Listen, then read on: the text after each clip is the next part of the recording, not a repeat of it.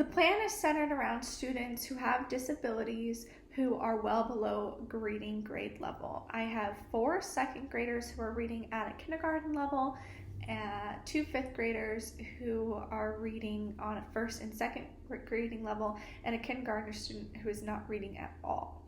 So I chose to implement direct phonics instruction to see how the phonics instruction would bleed into reading comprehension, reading fluency, and decoding itself to help raise the students' grade level reading.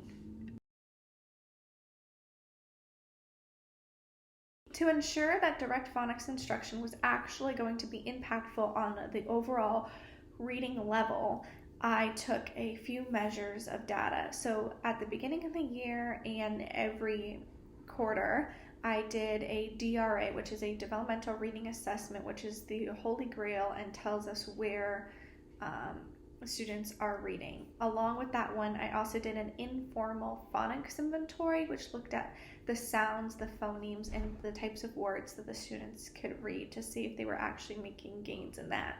Then every week I gave a spelling test on the sound that we were working on or the phoneme that we were working on, as well as a reading comprehension that was decodable from the sound, and a reading fluency to count how many words per minute they were reading. Then I took those averages for the week and put them into a monthly average, as you will see in the next few seconds.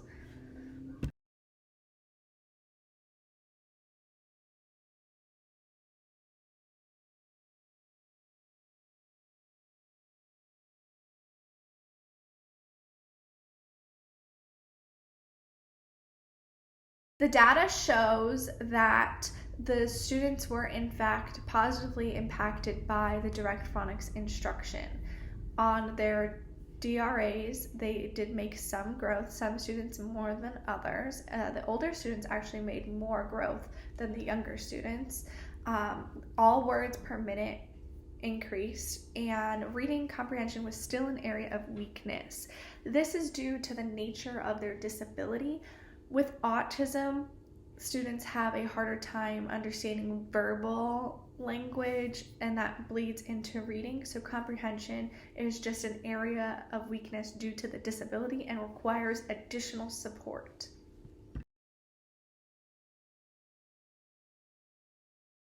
The teacher and the teacher assistant will be providing the direct phonics instruction, as well as taking the measures of the spelling tests, the comprehension, and the words per minute fluency passages. The teacher will then tell the students how they are doing so that they know what they need to work on and what they've done well. The teacher will also send progress notes to the parents to show that the student is making gains in reading adequately, and that progress note will also go to the special education director, who is in charge of making sure that self-contained programs are being held accountable and are providing the instruction that is necessary to the students.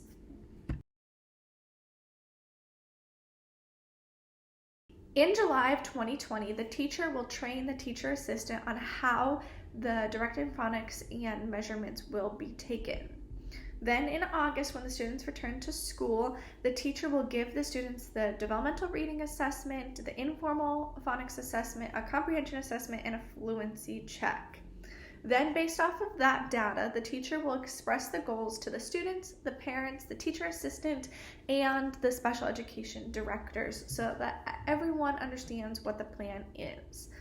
Then, throughout August and June, the teacher and teacher assistant will provide the direct phonics instruction and give weekly assignments, assessments on spelling, comprehension, fluency, and then we will reflect on that data and make the changes that are needed for student success. Then in October, December, March, May, and June, those will be the main months where the students will be given the DRA and the informal phonics assessment. That way the teacher can collect the data and send it off to show that the overall reading level is actually improving. And then in June of 2021, there will be a celebration for all of the student growth.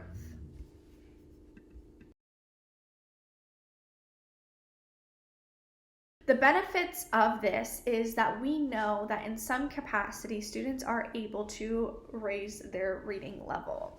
We expect for students to raise their reading level, but it is very dependent based off of the student, their disability, their behaviors, things like that. I would love for all students to make a year to a year and a half's growth from where they are, just so that we can close that gap. But any success and any growth in reading is really important because it is a functional life skill, not just for school, but outside of school. And we want to build that skill early so that when they're older, they can have a more equitable life.